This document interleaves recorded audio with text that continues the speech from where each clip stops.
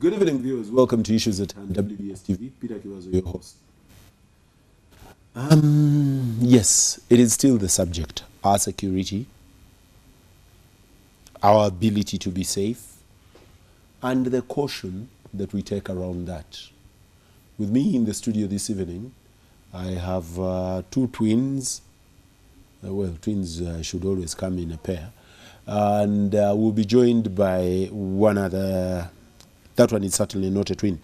I have Afande Waswa Fred. David. Why is the Fred name keeping on in? Okay, Waswa David, Assistant Commissioner for Police. Welcome. Thank you, and good evening, viewers. I'm happy to be hosted here tonight. Yes, and in the center is Honorable Simon Mulongo. Welcome. And good evening, viewers. It is a great moment to engage and discuss with you. A friend of mine today said that why is it that every time there is a security issue to be discussed, you ask Mulongo to come on the set? And my explanation was Mulongo has traded in security at some point, either trading in it as a merchant or as a practitioner.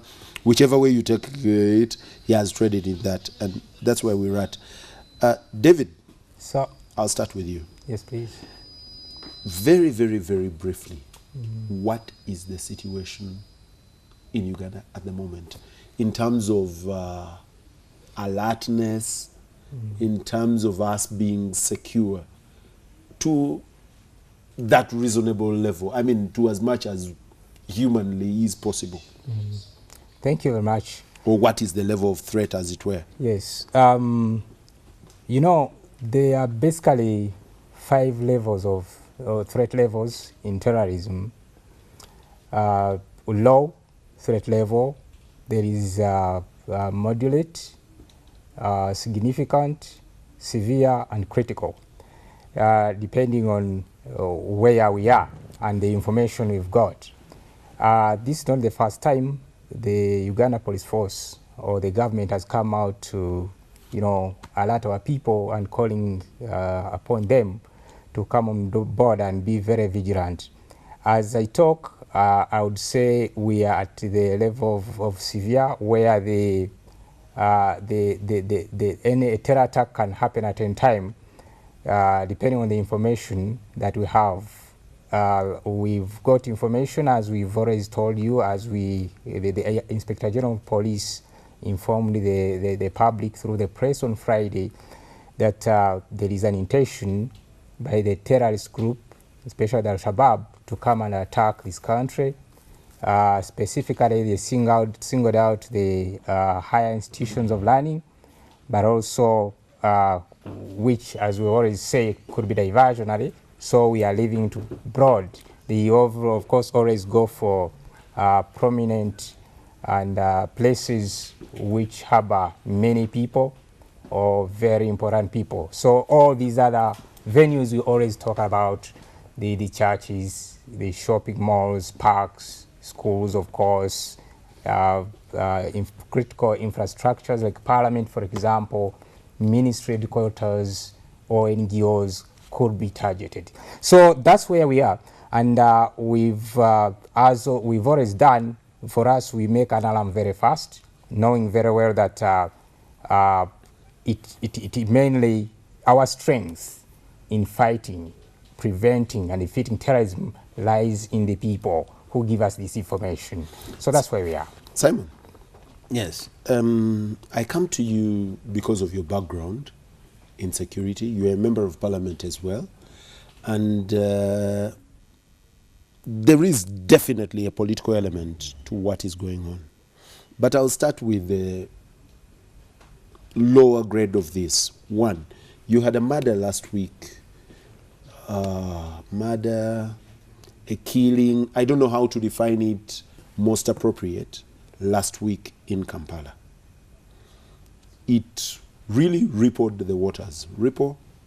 Stirred the waters to every level possible. John Kagezi, Then our alert went up. It is possibly a terrorist attack. It is possibly this, possibly this. I need your genuine assessment of our response and our threats. Genuine response. Don't listen to David. Well, first of all, I'm surprised you're asking me about the genuine response. I cannot. Yeah, because there is a political response. I cannot give. There is being politically appropriate. Give me your gut. Yes. First of all, the gunning down of John was a very shocking event to all of us, and simply because it happened in a manner that was very disturbing. The timings were such that we had been given some safety advisories, alerts by the Inspector General of Police, and earlier on, the missions of the US and I think UK had also mentioned something about a possible terror attack. And so it came at the time when we had that kind of confusion. But looking at the nature of the attack, somebody, a lone gunman, riding on a motorcycle, trailing her, and perhaps knowing that she could have a stopover of that type, maybe he'd mastered her routine, and directs a gun at her and shoots her dead and disappears into the darkness. Is something that was shocking. And of course, so the question, is this the anticipated terror attack or is it something else? And this is where we have to be very careful. One is for something to qualify, such an incident to qualify for a terror attack, must have certain accompanied operating situation. One is that a terrorist will engage a target, which can actually be also an individual, and eliminate that person because of the high value that that person entails. Decision-making level and whose outcome in terms of death would impact highly on the policy or the image or the zeal of the government in fighting terrorism. But at the same time, we have to be careful because this person who shot at her did not go after the children or other companions in the vehicle. This surprises me because if it was a terrorist who want to maximize on the attention, would have killed both the principal and all those companions in the vehicle. But they were left intact, meaning that the person sought her as a definite target for elimination. And to me, that boils down to more of a criminal act than actually terrorism, where criminal act could be bordering either on her job, because as a prosecutor, she has really made an impact on cases which could have led to either incarceration or imprisonment, or also perhaps death sentences meted on some of them. And so they may want to avenge that. The other one would be economic issues, socioeconomic issues at home.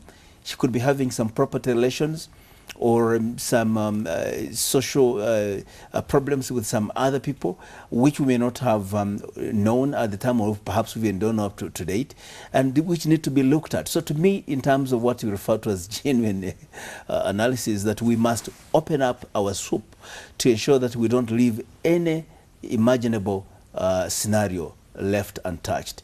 Socioeconomic relations, the issue of properties, the issue of her work, the cases, the potential people who could actually target her from inside the prison or outside it, and so on and so forth. So we need to cast our net as wide as possible. Honorable Mwanga Kivumbi, welcome. I said that we'll be joined by Honorable Mwanga Kivumbi as well. Honorable Mwanga, you are the ante-minister of Defense or Internal Affairs. They're called shadow. Shadow. Sometimes they're not seen unless there is a light or something. No. In the constitutional amendments, we are going to deal with all those ones. We are dealing with the opposition. We want that to be called minority. You have a majority and then minority. Then you also deal with shadow. And because shadow, you shadow who? You are just an alternative minister. Yes, alternate minister. Yes, alternate minister. Yes. So really, Give that me your is who you impressions. are. One, I would like to know, as the alternate, as the shadow minister, do you get opportunity to interact with the creme de la creme of our security, of our... Because I suppose that you should get the brief, you should get the feel of what is going on. Do you? Informally, you can. Formally, no. Okay. Give me your feel of one, away from just the Joan Kagezi case. Just before Joan Kagezi, we'd had a high terror alert, is that what you call it? That's right. Around the country. General Kaihura was every other day saying we're on high terror alert. America had warned the UK that Uganda is a high target of terrorism. And when Joan was shot, sometimes I think, and I may be wrong, that she blurred our vision of every other target. Then we said, oh, here, they are down on us, Armageddon. What is your feel of what is going on? What does your ear pick? For beginners, one, Joan is not a one-off. Yes. Every single day, humble citizens of this country are being gunned down. Not any day passes virtually in this country without someone being murdered. If you go the whole range of the country, you will know how terrible the situation has come to. Even today? Yeah. And who was that? I'll give you the details. Okay. So you can be so sure he has his ears and eyes on the ground that this is an ongoing trend in this country. Joan happens to be that prominent and therefore deserves special attention that we have all given her matter. But all along, humble citizens, any one of us is equal to the other. And these guys, we pay them to defend and protect the people and their properties. The very essence of a state, at the very beginning of state formation, it was virtually not to attend to economic needs. It was to ensure that there is protection of people and property. Right. That's the cardinal call on all state apparatus and state resources. And when we begin to talk of a failed state, is when it fails to ensure the defense and the protection of its own people and citizens. And this is very clear. Now, these two, this one is from what we call hardcore or actual security. But for me, the security of this country collapsed long time ago. And the most critical one is perceptual security. For everyone who has any property in this country or a house does a burglar proofing. Okay? Ideally, in any except where we are at. No, you have a perimeter fence, a very high one, and some Karamajong. So you either hire a private guard. Yes. Amidst a tall fence. Those that are well to do like Simon, they carry either a pistol or a real firearm. Assault rifle. Assault rifle, AK-47. I know in this country that there are so many people who carry those guns. Now, when that feeling of security, Peter, you are going to walk, we are going to walk out of here. Me and you don't have any of those. But the thing is the feeling that I'm secure. It's not that I'll find a police person on the road or a patrol, but I have a feeling that I'm secure. That security, perceptual, it's just perceive that you are secure, but you can actually be knocked down. That one between you and me can agree. Collapsed a long time ago in this country. Even when you go to the way we build our arcade you are talking about, in this city you cannot do night window shopping, because at the very night you must draw back a metallic burglar and cover everything. You've gone to cities where at night you can buy at large, go window shopping, but here you fear. In this country, by the way, I don't know why you do it. It's where you switch off lights of the whole building. In most other countries, at night, lights are left out. Well, it is the cost of power, boy. No, not necessarily. It is what the power costs. Not necessarily. It's matter not purely economic, but they've also got to do with security. So we are depending on men and weapons for our security. The actual, it's what you call actual hardcore security. Now, this is inadequate. When you travel or you move around Kampala on any good day today, for every other inch there is a soldier with an AK-47. Or more, or worse. Or worse. Or At every better, other actually. at every other roundabout entering our city, there is a PC, some heavy machine gun there. Now, irrespective of all that deployment,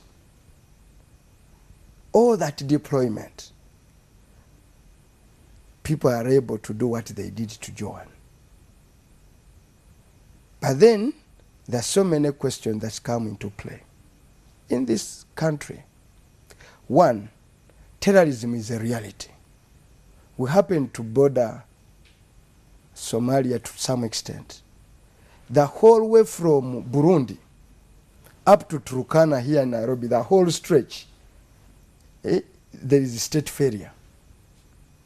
From Congo, go to South Sudan, go to northern Kenya, there no state exists. Apparently, Simon and I know that we are not even sure in so many areas where our borders are. Let You're alone, joking. yes, me and him sit on the Committee of Defense and Internal Affairs, and we are certain in so many areas you cannot tell whether you are in Uganda or in another country, let alone capacity to supervise those borders. Now, you have the whole of Congo, South Sudan, and this other northern Kenya with the free flow of arms, as you like. You also have a country that has had a history of armed rebellion. So guns are free out there. I don't think you have collected all the ammunition that have been used. Some are hiding them and wherever they can. So you have that kind of security situation. You also have a security organ in this country that is in high gear while pursuing political cases. I mean, if you want to know, visit Dr. Besigye. If you want to know, visit Lukwago. If you want to know, be that person that you supervise. Be an Ingrid Trinawe trying Be an to go Ingrid through the Trinawe, backyard. or Munyagwa, for heaven's sake. Then you will know that there is security in this country. In fact, one made a statement that our security is so visible when you least need it and so absent when you need it. Now, you also have men and women who have a lot of economic interest in our security, because these operations command a lot of money. You also have a government that is near election and is trying in all ways possible to create some scenarios for the international community to take care of. Moreover, if you are going for constitutional amendments and will be gunning for unpopular amendments, then you need to insulate yourself. And one of it is to portray yourself at the forefront of fighting terrorism. But let us give credit where it is due. Our security apparatus, for a good measure, has been able to secure this mass, to ensure there is no massive terrorism here. For whatever The Kenya magic, style. for whatever magic, we are not being hit like they are hit in Kenya. But you are aware that towards elections, many things go out of their way in this country. And so for me and the viewers, these are my concerns. I will not isolate the issue of Joan. But also you have a problem. You have these gentlemen here who are so eager to point blame or to say it is ADF. Somebody has just been shot and one says, for sure, ADF has done it. As Simon has said, You can see their fingerprints. as Simon has said, draw all the scenarios.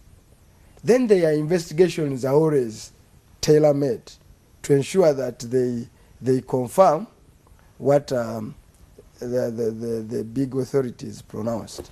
But then also, Let me take the break, Honorable Mwanga.